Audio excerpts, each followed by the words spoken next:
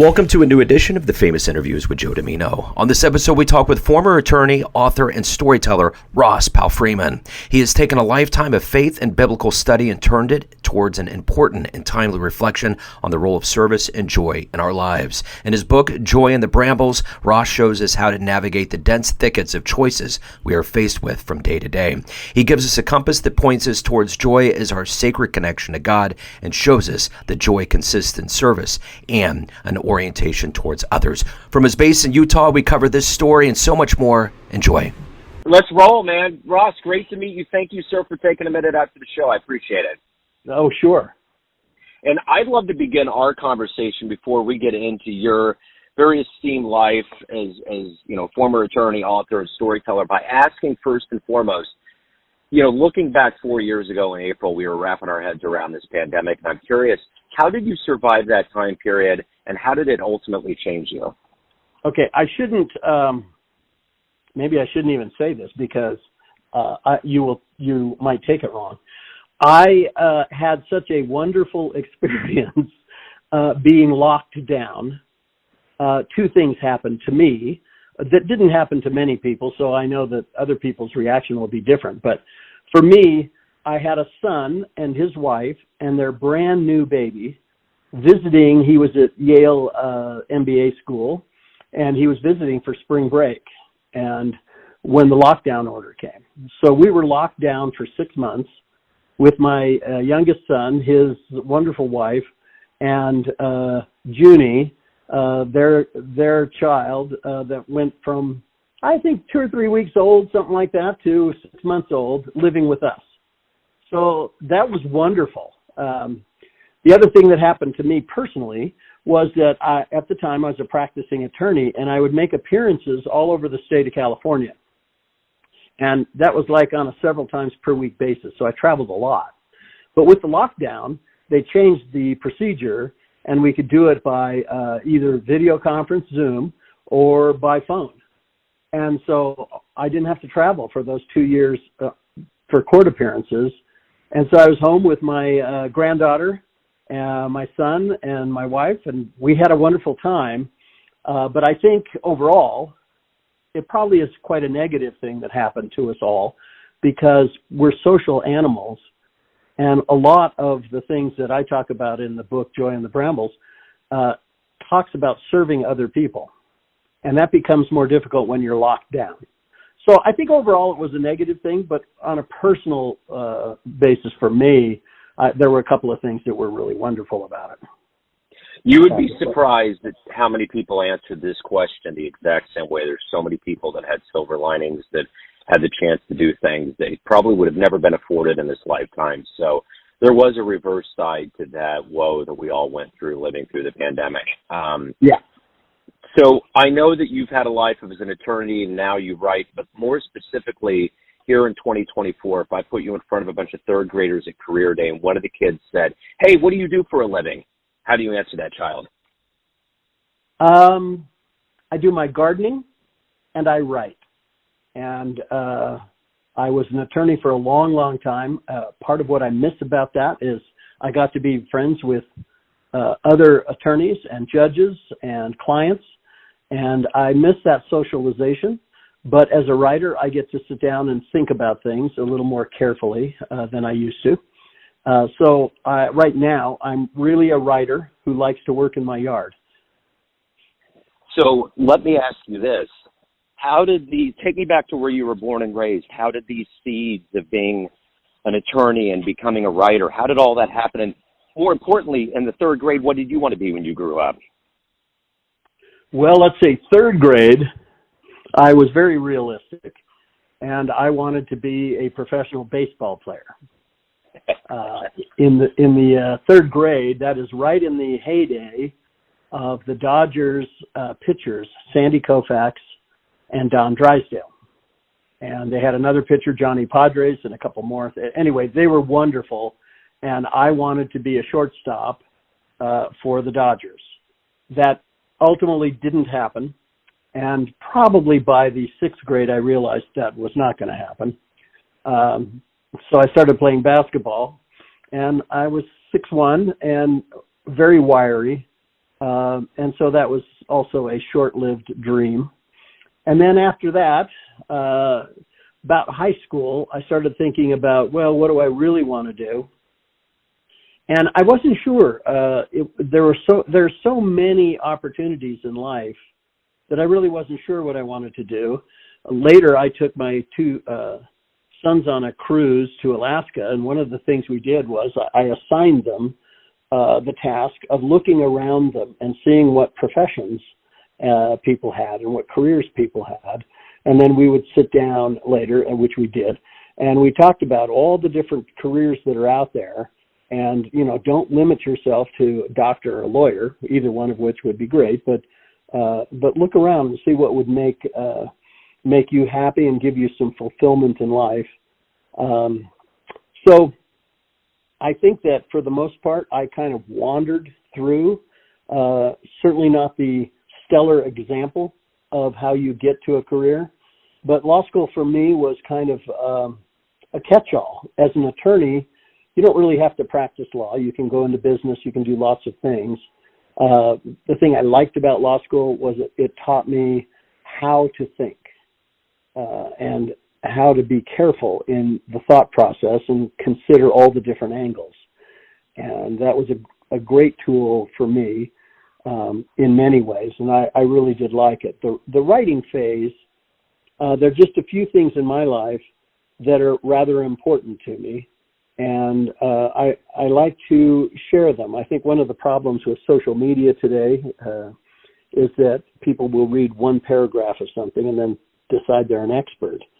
And so I do think that if you have something that you think is worthwhile to say, you should put it on paper or on the computer and get it out there so people can actually see it and think about it and hopefully compare it to other things.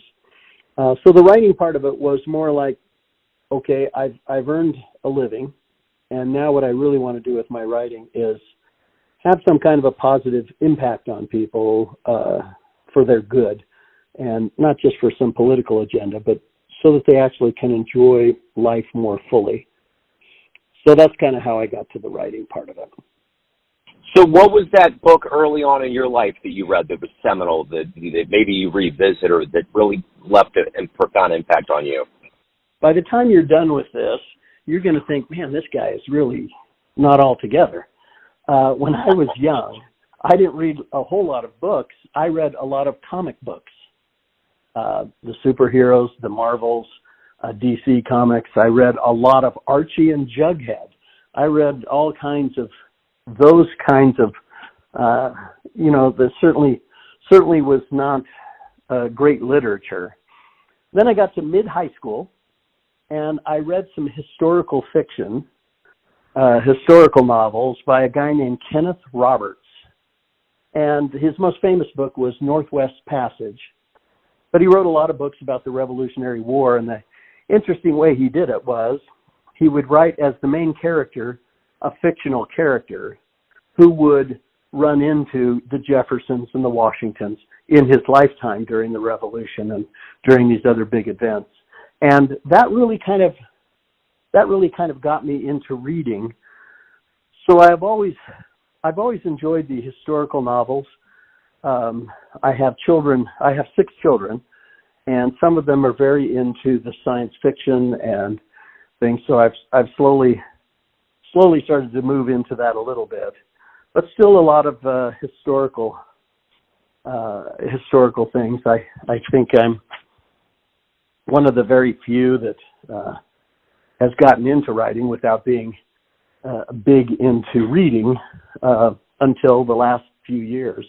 One of the things about moving to a small town like Cedar City, Utah, is that I have lots of time to read, and I enjoy it more and more. I'm in the middle of a couple of books right now. I just walk over here to the shelf, see what I'm reading right now is, for about the 3rd or 4th time, I'm reading a book called They Call Me Coach by John Wooden. And another book I'm reading is The Women, and it's about the Vietnam War era. And so I enjoy reading more and more, and it helps me with thinking through some of my writing ideas. No, that actually, when I was a kid, I did the same thing. I read comic books, I collected them, and it wasn't until later on that I really started reading literature. I think mine was Steinbeck's Grapes of Wrath. That was kind of the gateway to me to get into it. So I 100% understand. I'm curious in your life of, being an attorney and being obviously highly motivated, who was a hero for you? What was an inspiration or a hero for you? Well, in the sports world, it was John Wooden as a coach. It seemed like he had a philosophy of life beyond basketball, and he stuck to it. And I think over the years since then, people who have run into him have really shown that he lived the life he taught. There's a lot of books about John Wooden. One that is fascinating to me is one that was written by Kareem Abdul-Jabbar. And in his book about Wooden, one of the stories he tells is wonderful to me. Lou Alcindor was Abdul-Jabbar's name at the time he was with Wooden. And race relations were not the best in those days. And he said Wooden always treated him well, but there were people around who occasionally would say something. And there was an event after a game one time when a woman came up and said something very demeaning to Kareem Abdul-Jabbar. Wooden was there and was within earshot and didn't come to his defense. And Kareem was very upset about that. And years later, even was upset about that. And then when John Wooden passed away, people were going through some old letters and things that John Wooden had kept copies of. And they ran across a letter that he had written to this woman, saying that it was offensive, the comments that she made about this good young man, Lou Alcindor. And it was really kind of eye-opening to me that, you just don't want to make a lot of harsh judgments about people. It may be that they're doing good things in their own time, and Kareem pointed that out in his book, that John Wooden was really an honorable man, even though at one moment he thought otherwise because he didn't have all the facts. So John Wooden and Kareem, their relationship has been kind of inspirational to me. I have my dad was very instrumental in how I think about things. We grew up as Mormons, and the Mormons have all kinds of interesting ideas about things. And he would always tell me that, look, people are people. They're doing the best they can. And if people make mistakes, you got to cut them a little slack because your turn will come. And so when people do things that you think, wow, why would he do that? And be in a position of leadership, why would he do something like that? Well, cut him some slack. Maybe there are other reasons. So I don't get too upset by a lot of things, except on April 15th, since we're close to that and I had to pay my taxes. But most of the time, I don't get too upset about what people do, and I worry more about if they're doing well in their lives. So my dad, John Wooden, I guess those would be two of the biggest, most impactful people. And then my circle of friends that always have a good influence on me. So let me ask you this. If you could meet one person alive on the planet right now that you find inspirational or fascinating, spend a little time with them, who would it be? Ooh, alive. Boy, that would be I don't really know who my little circle of friends, I'm actually pretty happy with them. In terms of people I would like to meet, I've quickly run through and decided not too inspired by many politicians, so there wouldn't be any of those I would want to meet. Sports guys, maybe your guy from your neck of the woods, the quarterback, and the coach, and maybe sitting down and having lunch with those two guys might be pretty fun. they seem to get along well. Their backgrounds are, worlds apart, different. And yet they have figured out how to get along really well. They seem like both of them are really high-quality people. And so Mahomes and Reed, probably, if I could sit down and have lunch with anybody, it may be those two guys. Yeah, I may join you for that. That would be a good time. So let me ask you this: what is the motivation for you every day? Maybe when not only when you were an attorney, but even today. What gets you out of bed? What motivates and fuels you to do your work, to make an impact on others, and to evolve as a human being? Okay, so this has changed. When I was younger, I was not so altruistic. But I think now that I'm a little older, I just turned 70. Being someone who my children, my grandchildren, and my wife can rely on for kindness and acceptance at all times, no matter what happens. That I'm the kind of person that they can go to if they need something. And I guess I would have to add, I have a small circle of really close friends the same way. And I think that's what motivates me these days. Just trying to be a good person and trying to be kind. Writing the book over the years, Joy and the Brambles, it was that's kind of helped me understand a little bit better what really matters in life. So, the one thing about movies and TV is that we glorify and we get into the stories of firefighters and policemen and lawyers. And I'm curious, what was one of your most monumental cases, most memorable cases that you worked on? Well, I remember cases differently for different reasons. I had one that I'm very proud of in a not so positive way now that I look back at it. But back in the day when you could surprise people, when you could surprise the other side at trial, I had a case where I knew I was defending a large corporation against a guy who had made an injury claim.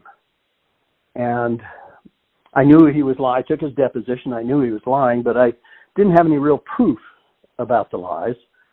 And I showed up at the trial, and I had a videographer there, a private investigator. And he had his film and his projector and all that kind of stuff.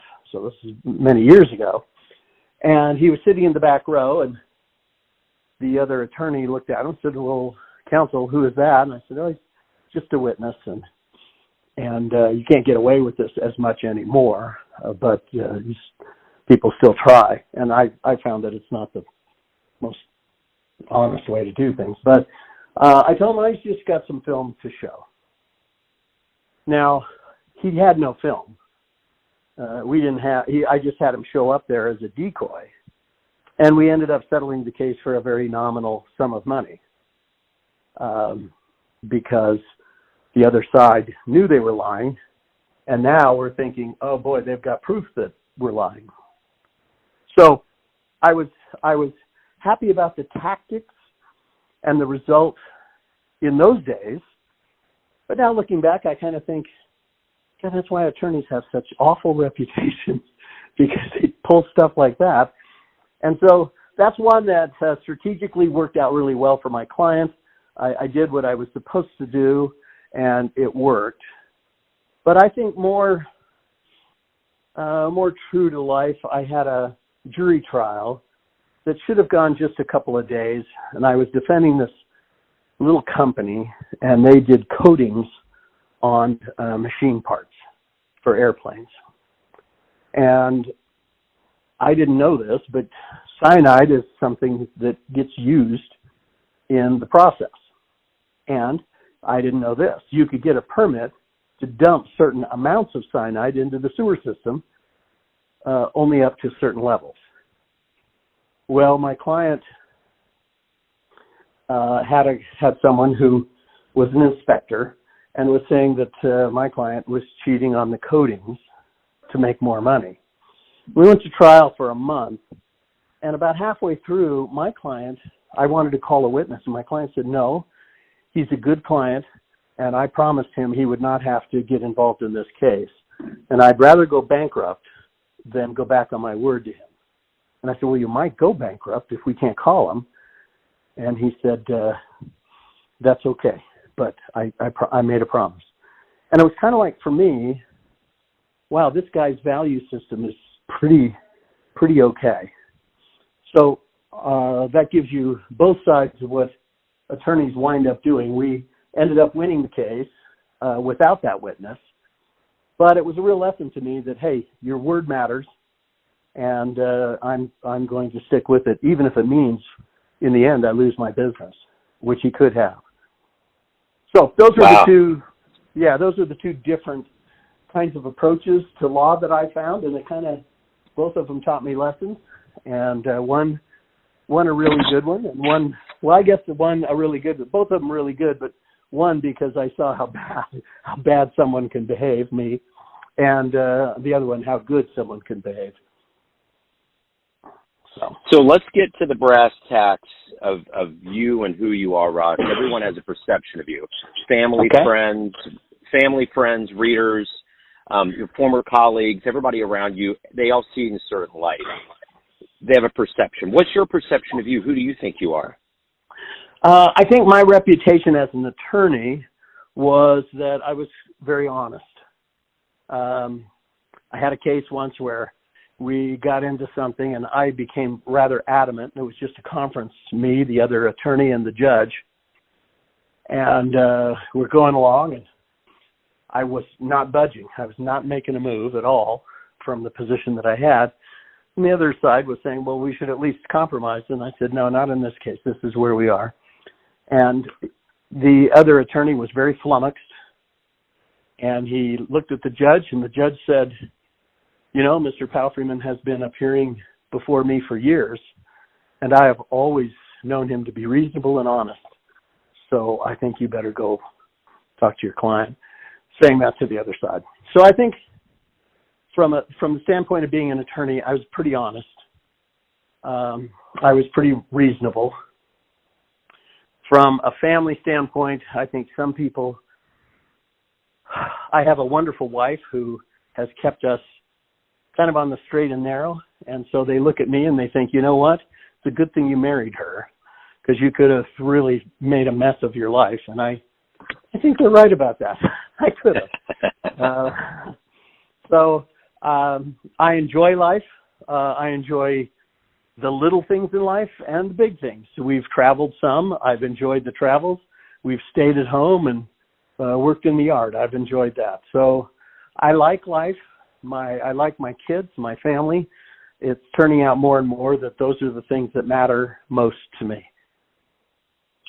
So if anyone out there wants to pick up your book, or they want to learn more about you, reach out, any good things about your world, where do they go? Amazon.com has Joy in the Brambles is the name of the book, Joy in the Brambles. And it talks about how we can obtain joy in this life, and that it is different than happiness, and it talks about the difference. And it's hardback, paperback, audio, because this younger generation, my kids, would rather listen to it than read it. And also it's a Kindle book. So it's available in all kinds of formats. It's fairly cheap for the message. I think the messages are quite wonderful. It has several stories about how you obtain joy. Some stories about me that are on the positive side, and then a couple on the not so positive side. But they were learning experiences, and I think it's turned out to be a great read. The chapters are just a couple of pages apiece, so you can read it a little at a time. And I've had some people say, "Well, I stayed up all night and read it." So I think it's very worthwhile. Amazon.com is the place. There's a website that I have called Lebsock Ventures.